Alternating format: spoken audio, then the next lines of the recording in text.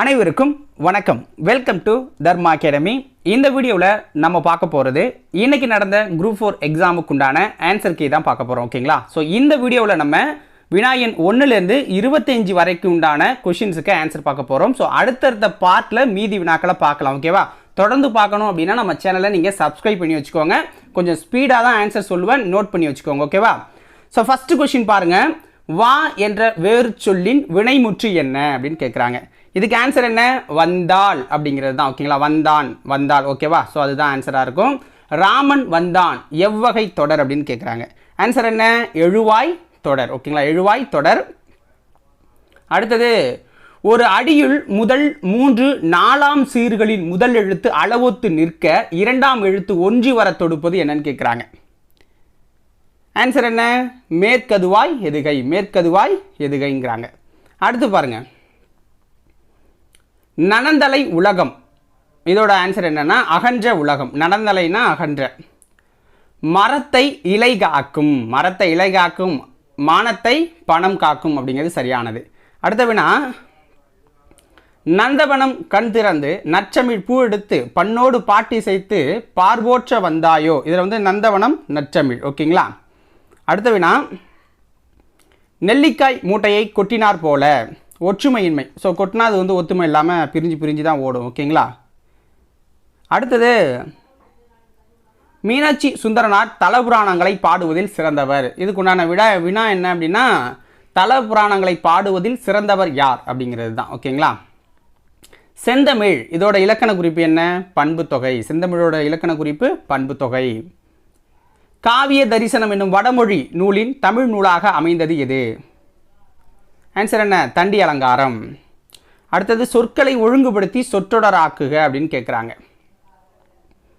Answer பாருங்க, இகழ்வேந்தர் சேர்ந்து ஒழுகுவார். இகழ்வேந்தர் சேர்ந்து ஒழுகுவார் அப்படிங்கிறது தான் சரியானது.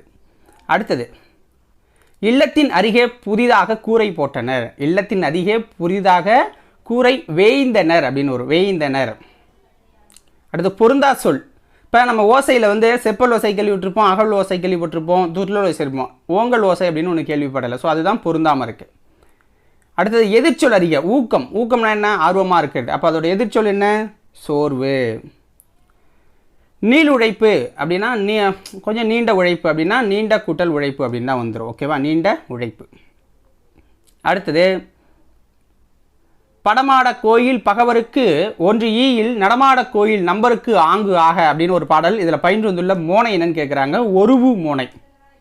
ஒருவு மோனை. ஓகேங்களா? பூக்களை பறிக்காதீர். இது என்ன? கட்டளை வாக்கியம். பூக்களை பறிக்காதீங்க அப்படிங்கிறாங்க. இமிழிசை இலக்கண குறிப்பு தருக. இமிழிசை இலக்கண குறிப்பு தருக அப்படின்னா வினைத்தொகை. மல்லிகை சூடினாள் அப்படிங்கிறது என்ன? மல்லிகை சூடினாள் அப்படிங்கிறது நமக்கு பொருளாகு பெயரில் வந்துடுது. பொருளாகு பெயர். பயனில்லாத கள்ள நிறத்திற்கு ஒப்பானவர்கள் யாரு? கல்லாதவர்களை அப்படி சொல்கிறார் திருவள்ளுவர்.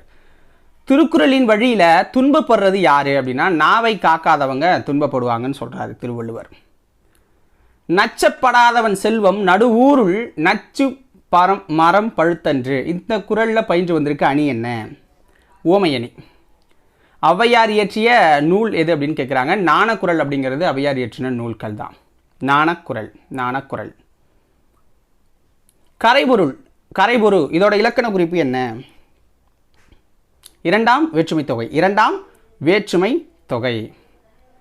புறநானூற்றின் சில பாடல்களை ஆங்கிலத்தில் மொழிபெயர்த்தவர் யாரு? புறநானூற்றின் சில பாடல்களில் ஆங்கிலத்தில் மொழிபெயர்த்தது யாருன்னா திரு ஜியு போப் அவர்கள். திரு ஜியு போப் அவர்கள். ஸோ இதோட இந்த ஃபஸ்ட் பார்ட் முடியுது. ஸோ அடுத்த வினாக்களை அடுத்தடுத்த பார்ட்டில் நம்ம கொடுத்துருவோம். ஓகேங்களா?